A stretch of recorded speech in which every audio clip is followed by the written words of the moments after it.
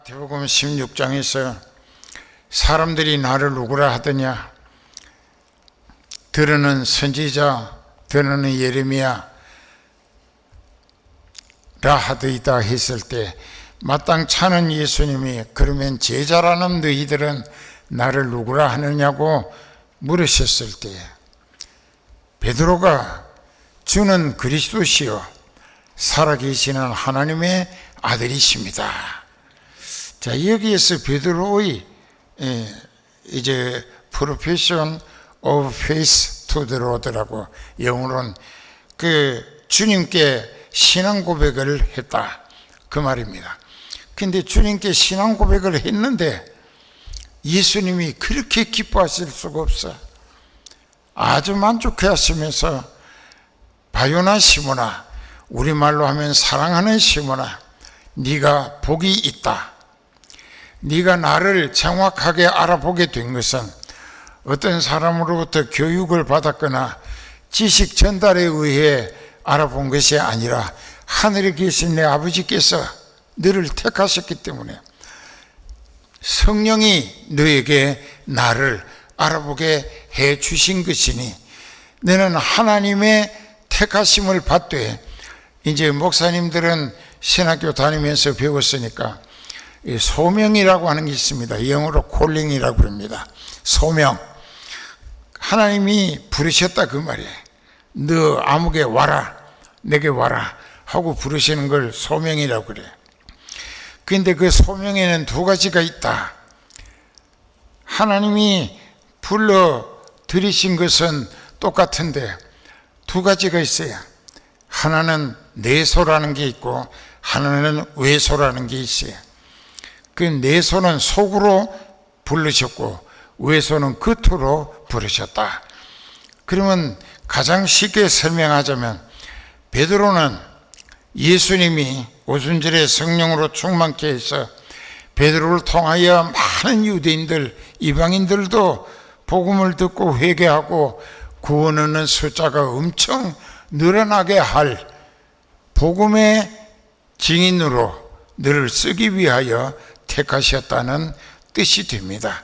그리고 하늘나라까지 물려받게 해 주신다는 뜻이 내소, 속으로 부르신 목적이라는 뜻입니다.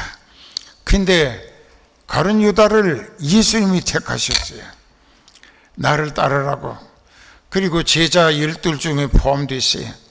그리고 12제자 중에 가룟 유다에게 회개 직책을 맡기신 것입니다. 그런데 가룟 유다는 끝내 예수님을 주님이라고 불러본 일도 없고 그리스도로 알아보지도 못했고 기껏 예수님을 부를 때 선생님, 즉 라보니여 하고 불렀습니다.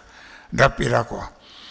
그리고는 그가 예수님 몸까지 은 30에 팔아먹고 자살해서 배가죽이 터지고 창자가 다 쏟아져 나와가지고 예루살렘에 사는 사람들이 다 볼 수 있도록 하나님이 그렇게 죽어 음부를 거쳐 지옥 가는 것입니다.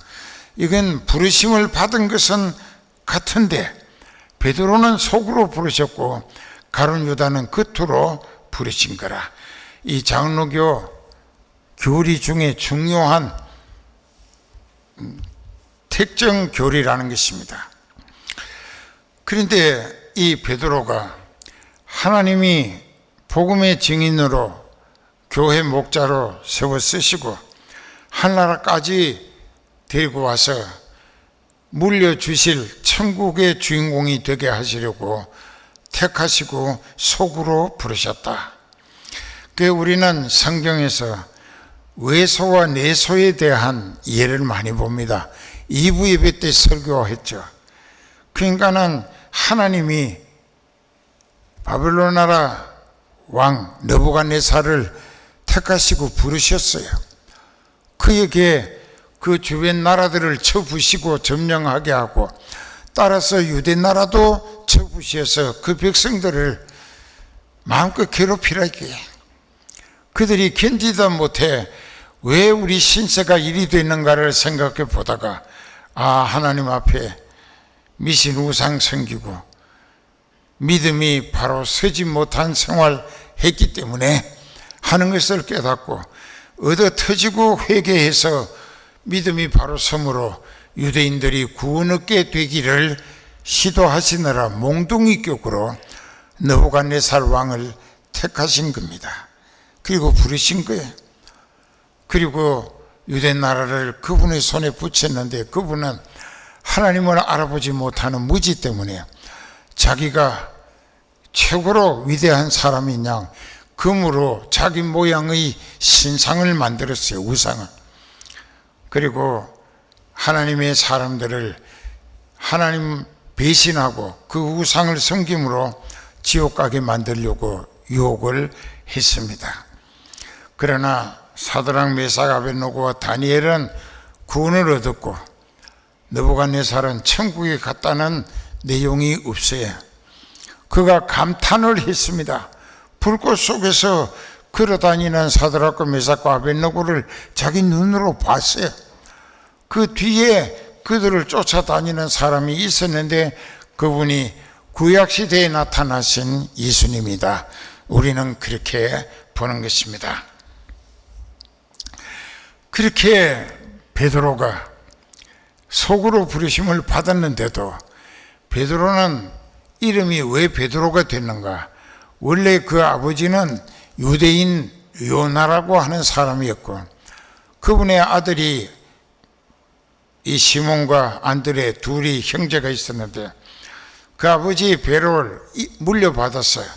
상속받아가지고 두 가정이 형제가 같이 동업하는 고기 잡아먹고 사는 생활을 했어요. 그런데 예수님의 기적을 보고 그 고기가 한 그물에 2배에 채워지는 기적을 보고 예수님께 신비로운 기대를 갖게 되고 다 버리고 가정도 배도 버리고 예수님 따라 나섰어요. 그 다니면서 예수님의 말씀을 많이 듣습니다. 그리고 오병이어의 기적으로 15,000명이나 넘는 사람들이 보리떡 5개 물고기 2마리로 신비의 떡으로 바꾸어서 먹이시는 예수님의 기적을 통하여 그들이 다 배불리고 손에 남은 부스러기를 잔디밭에 버렸는데 거두니까 12바구니나 되더라. 제자 하나가 한 바구니씩 거뒀다. 여기에서도 예수님이 그 백성들의 육신의 배고픔을 면하게 하시기 위하여 신비의 떡으로 생선으로 먹이신 것이 아니라 그 모든 무리에게 예수님 자신이 하나님이심을 알아보게 하기 위한 목적이었다는 것입니다.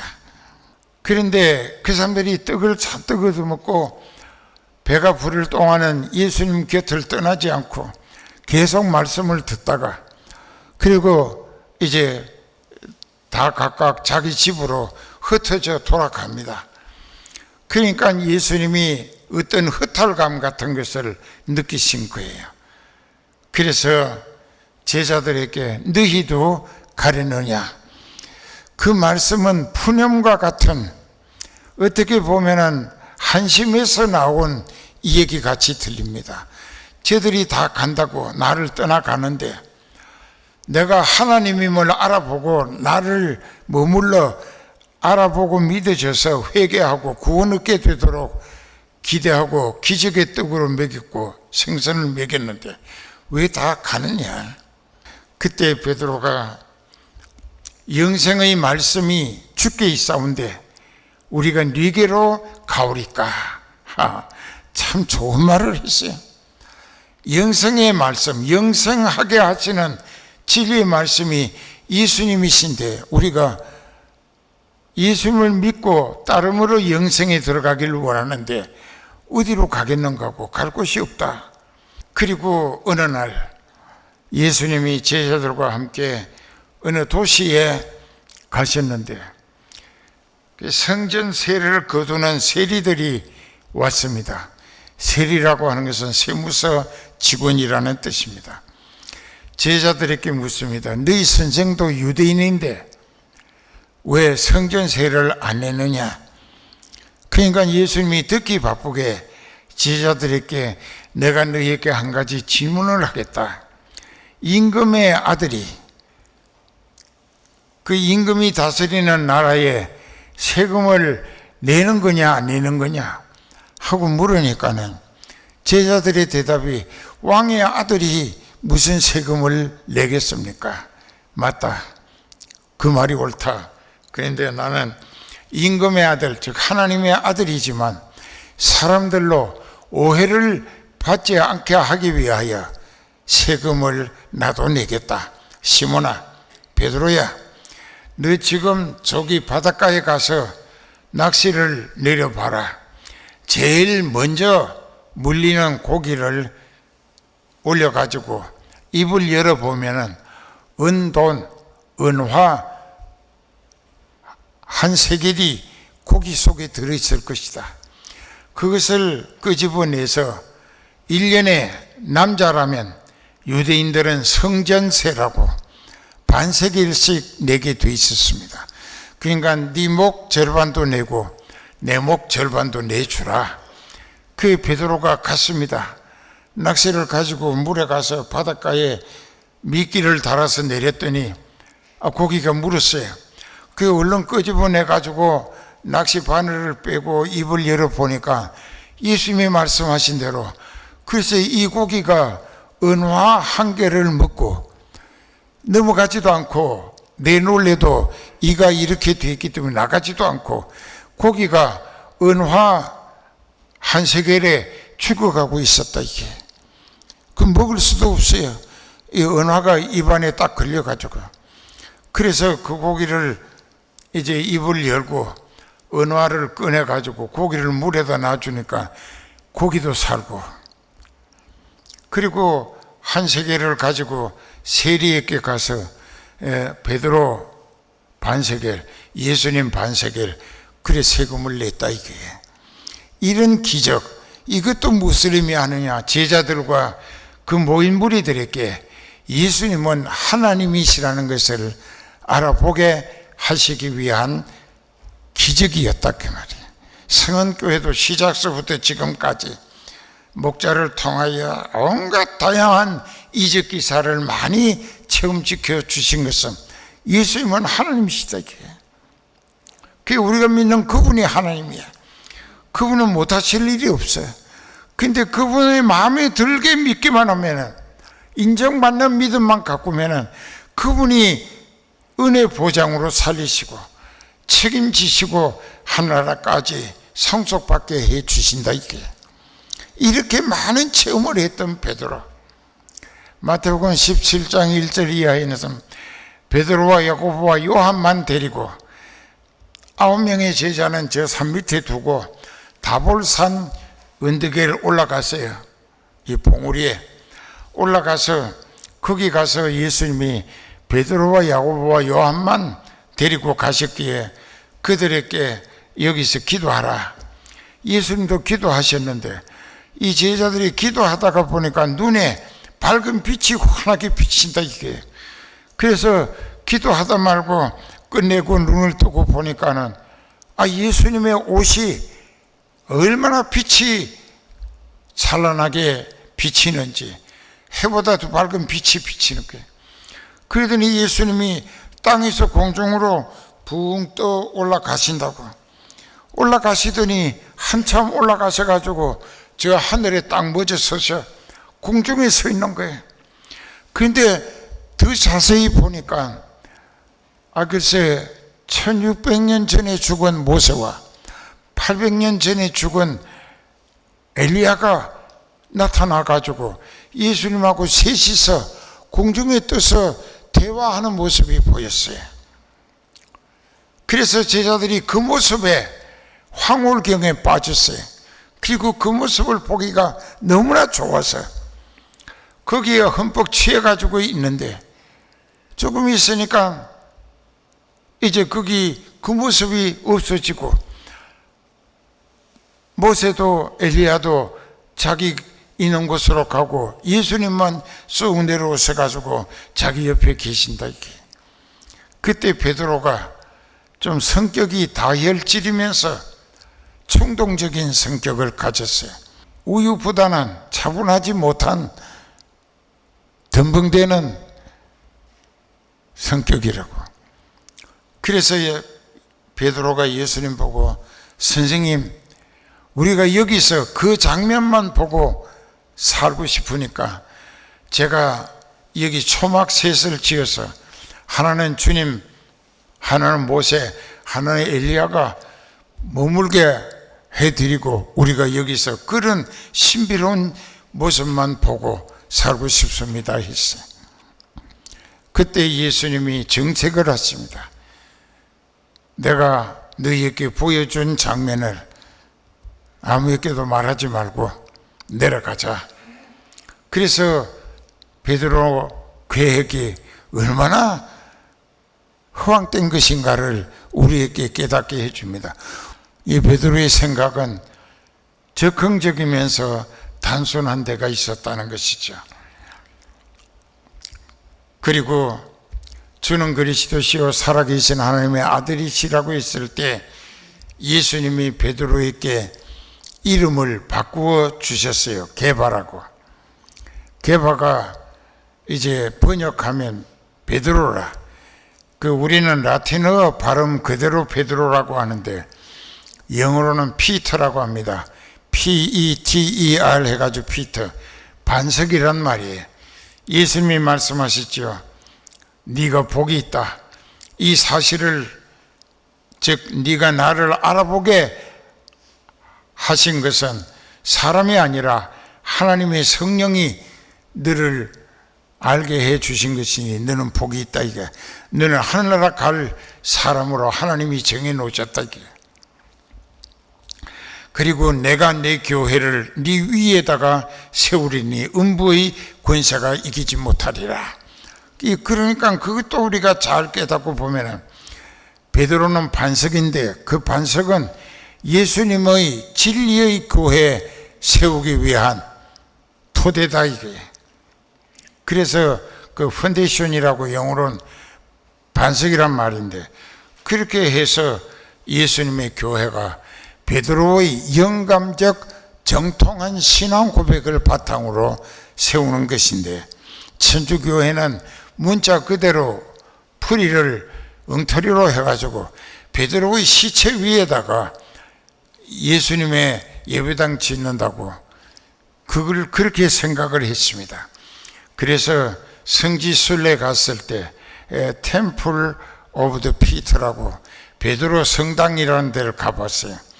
가면은 거기 크게 짓고 있는데 강단 쪽에 신부가 서서 강론하는, 즉 설교하는 거기가 이 전부 다 유리처럼 수정으로 돼 있어요. 근데 거기 가서 이렇게 내려다보면 한 6m 저 밑에 베드로의 시체가 지금도 있습니다. 몸에 습기를 완전히 빼버리고 바싹 말린 미라로 방부제를 발라가지고 베드로가 지금도 눈을 뜨고 그 밑에 시체로 누워 있어요. 그걸 왜 그렇게 했느냐? 마태복음 16장에 나오는 내가 내 교회를 네 위에 세우리니, 그러니까 베드로 시체 위에 세운다는 게 아니라 성령이 깨닫게 하신 가장 정확한 영감적 신앙 고백을 바탕으로 예수님은 자기 교회가 세워지게 하신다는 뜻입니다. 그래서 예수님으로부터 칭찬을 들었어요. 너는 복이 있다. 성령이 너에게 나를 알게 해주신 거야. 그래서 네가 나를 알아보게 된 영감적 신앙 고백을 바탕으로 내가 내 교회가 세워오게 할 것이다. 내 교회 세워지게 할 것이다. 그렇게 하신 거예요. 하나님의 아들 예수 그리스도의 이름을 믿는다. 그 이름을 믿는다는 건 예수님이 내 죄를 대신 벌받아 회개만 하면은 내 죄가 하나님께 용서받도록 대속하신 구주시라고 믿는 것이 예수님 그 이름을, 예수라는 이름의 뜻이 그런 거예요. 마태복음 1장 20절에 천사 가브리엘이 처녀 마리아에게 나타나서 북에서 만났어요. 그 집에 가봤어요. 그 집이 지금도 있어요. 2000년이 됐는데 그 집에 가보니까 산비탈인데 이 산이 바위가 없고 쓱비례 그런 걸 갖다가 부엌에 이렇게 있는데 부엌이 요거만큼 될까? 그 저쪽에 천사 가브리엘이 날개가 붙은 사람이 하나 이렇게 하고 내려다보고 있어요. 마리아는 이쪽에 이제 바가지 같은 거 들고 서 있어요. 그 이제 그 천사가 말합니다. 하나님의 은혜를 입은 자의 평안할지어다. 지극히 높으신 자의 능력이 너를 덮으시리니 네가 잉태하여 아들을 낳을 것이라. 이름을 예수라 하라. 이름까지 지어주셔. 예수라고. 이는 저가 즉 그 예수님이 자기 백성 하나님이 택하시고 예수님께 대속하도록 그들의 죄를 대신 벌받아 주시도록 내주신 백성, 하나님으로부터 인계받은 백성, 그들의 죄에서 구원할 자이십니다. 하나님이 택하시고 예수님께 넘겨주신 백성들의 죄를 예수님이 대신 벌받아 그들의 죄를 용서받도록 해주신 분이 예수님이라. 그러니까 하나님의 아들의 이름, 즉 예수라는 이름을 믿는 데는 이런 뜻이 있습니다. 그래서 예수님 하게 되면 내 죄를 용서받을 수 있도록 대신 벌받아 주신 분이여 하는 것과 같아. 그 예수 하는 것이. 여러분 자신의 신앙의 뿌리를 점검해 보세요. 자기 믿음의 뿌리가 타락한 인간의 자기 의지로 나는 예수님 믿을 거야 하고 다니는 것이라면 언제 어떤 어려움으로 넘어져서 지옥 갈지 모른다 이게. 그러나 여러분들 각자의 믿음이 베드로와 같이 모세와 같이 사도 바울처럼 장 목사처럼 예수님이 여러분들의 믿음의 뿌리를 가꾸어 주시는 입장이라면 절대로 지옥 갈 수가 없고 천국 가게 돼 있다는 걸 100% 믿어서 기왕 담대하게 도전적이고 공격적이고 그 능률적으로 세상과 사탄 불의의 세력을 물리치고 승리하는 담대한 믿음의 용사들이 되셔서 이 어려운 때에 믿음으로 반드시 성공하는 성은 가족 되시기를 간곡히 부탁드립니다. 여러분들의 믿음의 뿌리는 자기가 가지고 가꾸는 믿음인가? 예수님이 가꾸어 주시는 믿음인가? 여기 차이야. 예수님이 붙들고 가꾸어 주시는 믿음은 천국 가게 돼 있습니다. 내 소라고 했지 속으로 부르셨다 이게. 그 사람은 예수님을 부인했다가도 또 회개하고 돌아오도록 예수님이 만드신다 이게. 회개하는 거예요. 그 다윗도 바세바로 인하여 음란죄 짓고 그 남편 우리아까지 죽이는 살인죄를 짓지만 훌륭한 목자 나단 선지의 지적과 책망을 듣고 회개해서 하나님 앞에 다시 용서받고 제자리에 돌아올 수가 있었습니다.